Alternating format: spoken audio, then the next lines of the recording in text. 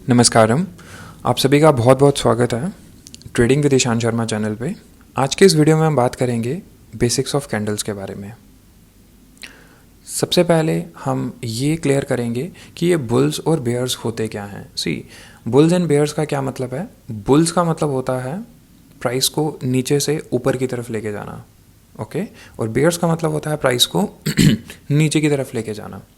Example, अगर आप यहाँ पे देखोगे ये जो प्राइस की मूवमेंट है ये ऊपर की तरफ है, तो इसको हम बुलिश मोमेंटम भी बोल सकते हैं, बिकॉज प्राइस लगातार नीचे से ऊपर की तरफ जाते जा रहा है। अगर हम बेयरिश मोमेंटम की बात करें तो प्राइस देखिए यहाँ पे ऊपर से लेके लगातार नीचे की तरफ आते जा रहा है, तो इसको हम बेयरिश मोमेंटम बोल सकते हैं, ओके। अब हम बात करते हैं कि ये जो कैंडल्स हैं, कैंडल्स कितनी तरह की होती हैं और कौन सी कैंडल का क्या मतलब रहता है। तो देखिए सबसे पहले बात करते हैं, हमारे पास रेड और ग्रीन ये दो तरह की कैंडल्स होती हैं। कलर्स डिपेंड करते हैं, कुछ चार्ट्स में आपको रेड की जगह पे ब्लैक भी देखने को मिलेगा और कुछ चार्ट्स पे आपको ग्रीन की जगह पे वाइट भी देखने को मिल सकता है। बट इनका मतलब क्या है ओवरऑल, हम उसको समझने में ज़्यादा इंटरेस्टेड रखेंगे rather than their colour. Red candle का मतलब ये होता है कि प्राइस जो है लगातार ऊपर से नीचे की तरफ गिरा है, तभी हम वहाँ पे रेड कैंडल फॉर्म होती है। और अगर हम ग्रीन कैंडल की बात करें तो ग्रीन कैंडल में प्राइस नीचे से ऊपर की तरफ मूव करता है, ओके। तो हम बोल सकते हैं कि ये जो हमारी रेड कलर की कैंडल है इसको हम बुल कैंडल भी बोल सकते हैं, ओके। और ये जो हमारी रेड कैंडल की कैंडल है इसको हम बेयर कैंडल भी बोल सकते हैं, ओके। ये मैं आपके लिए लिख भी देता हूँ यहाँ पे, ताकि आपको बाद में आप इजीली पढ़ सको इसको। ग्रीन कैंडल की कैंडल को हम बुल कैंडल कह सकते हैं और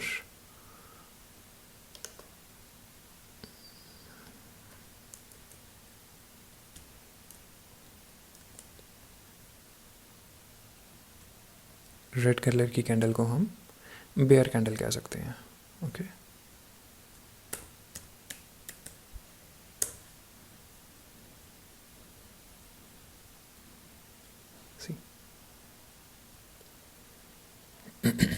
तो अब आपका ये तो डाउट क्लियर हो गया होगा कि बुल मतलब क्या और बेयर मतलब क्या। अगर आप किसी भी चीज़ को किसी टाइम पे बाय कर रहे हो मार्केट के अंदर तो हम आपको बुल बोलेंगे, अगर आप किसी भी चीज़ को सेल कर रहे हो तो हम आपको सिंपल बेयर बोलेंगे। अब इन एग्जांपल्स को देखते हैं, ये जो कैंडल्स हैं कैसे हमें प्राइस के बारे में बताती हैं, कैसे हमें इससे बहुत सारी इन्फॉर्मेशन मिलती है मार्केट के बारे में।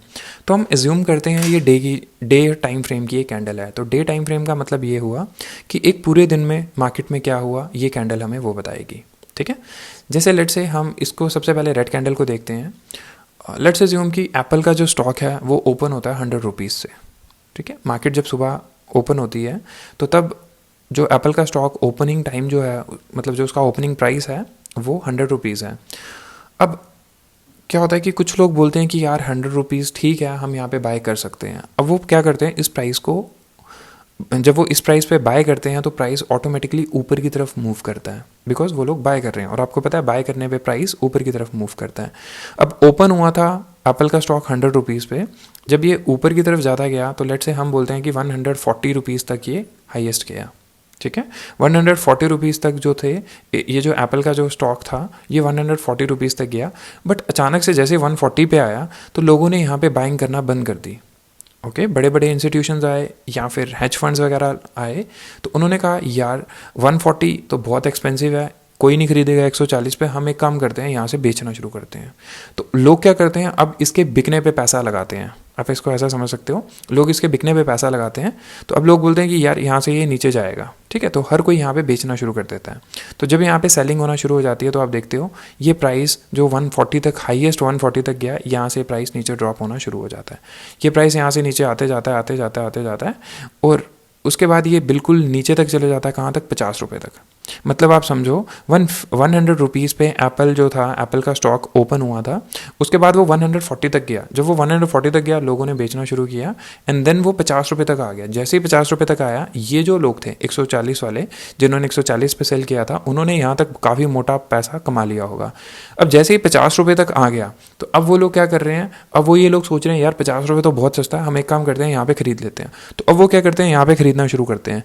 जैसे यहाँ पे खरीदना शुरू करते हैं तो वो खरीदते ऑलमोस्ट अल्टीमेटली जब दिन क्लोज होता है, दिन के क्लोजिंग पे ये कैंडल जो है यहाँ पे क्लोज हो जाती है, ठीक है। तो इसको हम बोलेंगे इसका क्लोजिंग प्राइस। मतलब अब इस सारी थ्योरी को आप थोड़ा डिटेल में समझो। एप्पल का स्टॉक 100 रुपीज़ से शुरू हुआ, 140 रुपीज़ तक गया, एंड देन उसके बाद वो 50 रुपीज़ लोएस्ट तक गया, एंड देन उसके बाद 80 रुपीज़ पे वो क्लोज हो गया। तो यानी कि जब दिन खत्म हुआ तो एप्पल का जो स्टॉक था वो 80 रुपीज़ पे फिनिश हो गया। तो अब हम बोलेंगे कि इस पूरे दिन में ज़्यादा बाई हुई है या सेलिंग हुई है।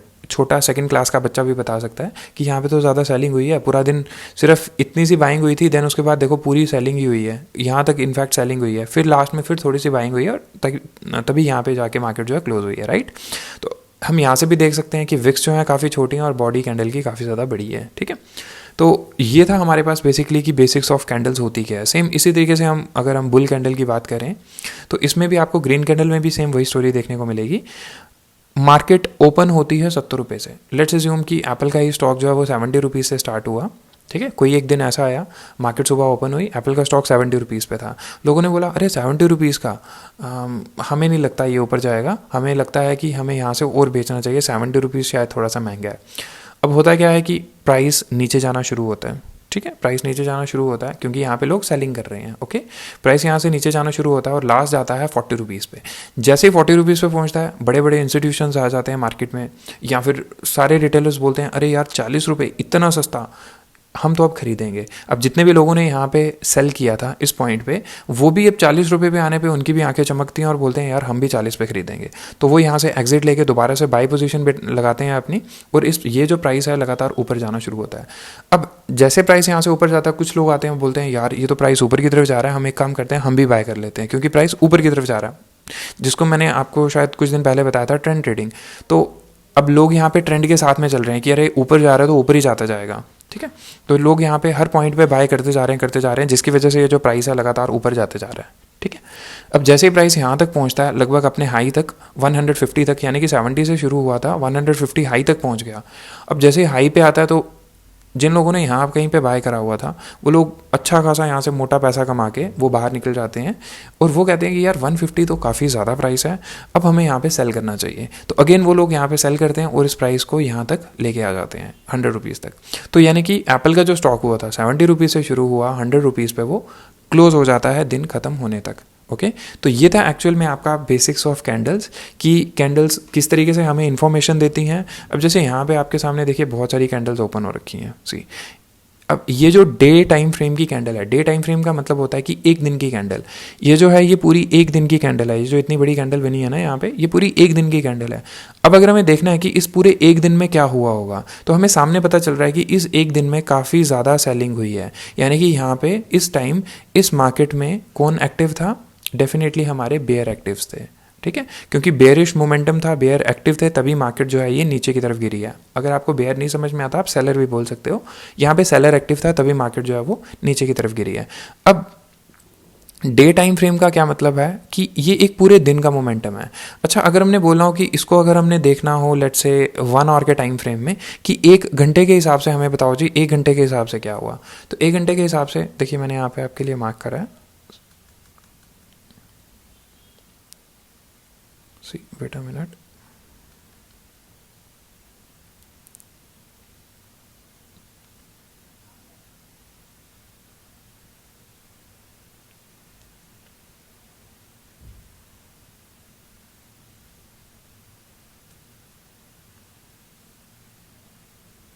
इसको मैं थोड़ा सा लाइट कर लूँ अदरवाइज दिखेगा नहीं है।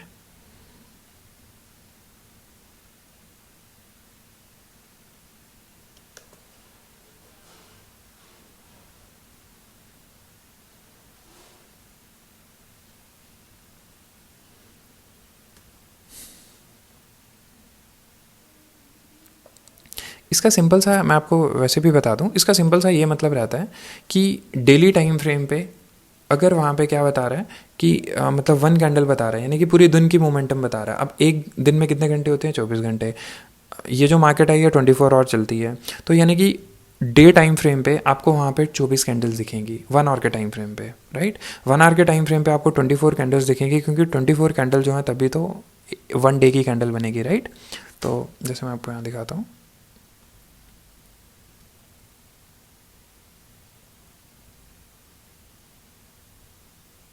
ये देखिए ये हमने मार्क किया है। तो ये पूरे दिन की मोमेंटम है। सी यहाँ से मार्केट मूव करना शुरू हुई है, तो इसके अंदर जितने भी ये छोटी छोटी कैंडल्स हैं, अगर आप इनको काउंट करोगे तो ये सारी की सारी 24 बनेंगी। ये देखिए, ये सारी कैंडल्स यहाँ से आप काउंट करना शुरू कर दोगे 1 2 3 4 यूँ करके, तो आपको ये 24 मिल जाएंगे। बाय द वे काउंट करने की ज़रूरत नहीं, क्योंकि ये कॉमन सेंस वाली बात है, क्योंकि एक दिन में 24 घंटे होते हैं। तो अगर पूरे दिन की एक कैंडल है, तो अगर हमने 1 आवर के ऊपर उनको सेपरेटली देखना है कि 1 आवर में हर घंटे में हमें बताओ क्या हुआ है, तो ऑब्वियसली 24 ही बनेंगी। अब अगर हमने इसको और थोड़ा सा ब्रेक डाउन करना हो, हम बोले कि नहीं जी 1 घंटे की जगह पे आप हमें बताओ 30 मिनट्स में क्या हुआ, तो अब एक कैंडल हमें 30 मिनट्स में बताएगी कि उस दिन, जिस दिन हमारा बेयरिश मोमेंटम था, यानी कि सेलर हैवी थे, उस दिन हर आधे घंटे की स्टोरी हमें बताओ। तो जब आप 30 मिनट्स का टाइम फ्रेम निकालोगे, तो आपको 30 मिनट्स में 24 के डबल 48 कैंडल्स आपको देखने को मिलेंगी। ठीक है, तो इसी तरीके से आप जैसे जैसे टाइम फ्रेम को छोटा करते जाओगे, उतनी ज़्यादा आपको कैंडल्स दिखते जाएंगी। तो ये था बेसिकली हमारा आज का कॉन्सेप्ट, कि कैसे हमें समझना है कि डे टाइम फ्रेम पे एक कैंडल हमें क्या रिप्रेजेंट करती है, पूरे दिन का मूवमेंट शो करती है कि प्राइस शुरू कितने पे हुआ था और ख़त्म कितने पे हुआ। अब जैसे हम आज की बात करते हैं, देखिए आज का ये जो दिन चल रहा है, सी आज के दिन के टाइम फ्रेम में आप देखोगे तो ये यहाँ से मार्केट शुरू हुई है कितने पे, 69.55 पे, राइट। और अभी जो है प्राइस ऊपर की तरफ मूव कर रहा है, और अभी तक प्राइस जो पहुँचा है वो पहुँचा है 70.25 पे। ठीक है, अब देखिए ये जो मोमेंट है, अभी तक की मोमेंट, ये हमें क्या बता रही है कि अभी तक जो मार्केट के अंदर जो हावी हैं, मतलब जिनका ज़्यादा दबदबा है, वो किसका दबदबा है, ऑफ कोर्स बायर्स का, क्योंकि यहाँ पे वो मार्केट को लगातार ऊपर की तरफ पुश कर रहे हैं। ठीक है, तो ये आज की कैंडल है, अभी बन रही है। जब दिन क्लोज होगा तो हमें पता चलेगा कि ये इसका हाई क्या था और इसका लो क्या था। अब इसके पीछे वाली कैंडल की एग्जाम्पल लेते हैं, सी जो अभी हमारे कल की कैंडल थी, ये देखिए, ये आ गई हमारी कल की कैंडल। थोड़ा सा और बड़ा करते हैं इसको।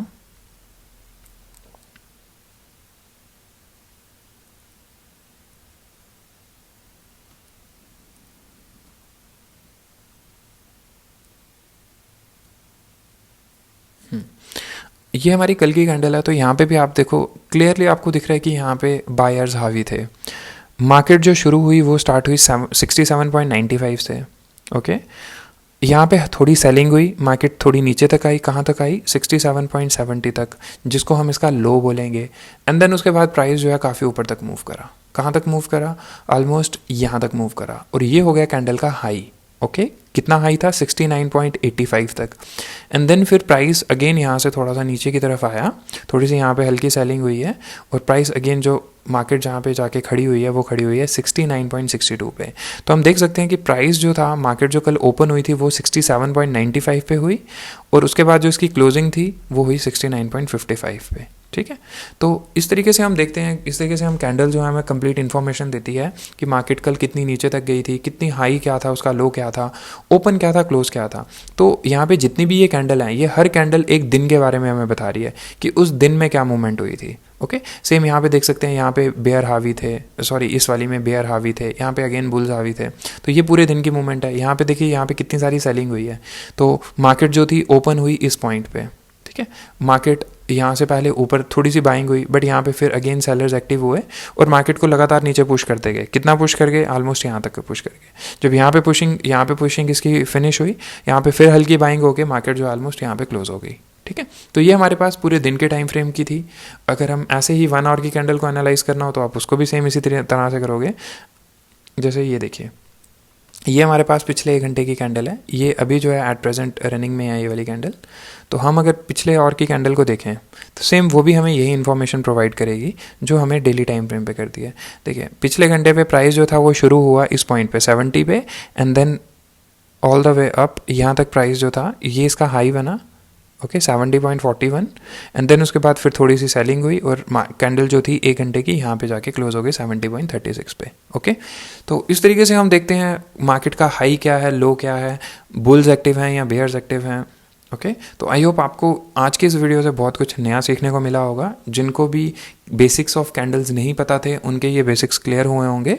बाकी आने वाली वीडियोज़ में मैं आपको और अलग अलग चीज़ें जो बिल्कुल बेसिक से जुड़ी हुई हैं, उनके साथ साथ में आपको ज़रूर इंट्रोड्यूस करवाऊंगा। ठीक है, बस आज के इस वीडियो में इतना ही। थैंक्स।